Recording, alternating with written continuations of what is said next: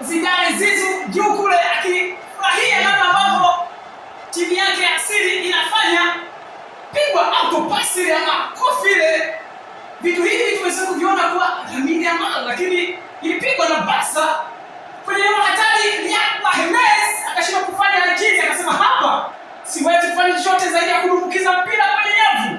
Alianza jana Nicolas Jackson kuweka ama kuandika goli 2 kwenye mchezo mmoja, na mchezo ambao nilikuletea hapa tangaza magoli yote ya Nicolas Jackson, lakini siku ya leo imekuwa kama bahati hivi kutangaza tena magoli ya Riyad Mahrez, nyota wa Al Ahly ya Saudi Arabia. Algeria 2, Sudan wakiwa hawajapata kitu ama wanaoyai wanazunguka nao.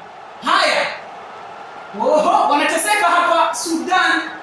Hakika Algeria wanastahili hicho ambacho wamefanya. Pasi ya thamani, pasi elekezi, pasi ambayo inakuagiza kafanye nini. Riyad Mahrez, jezi mgongoni ni nambari 7.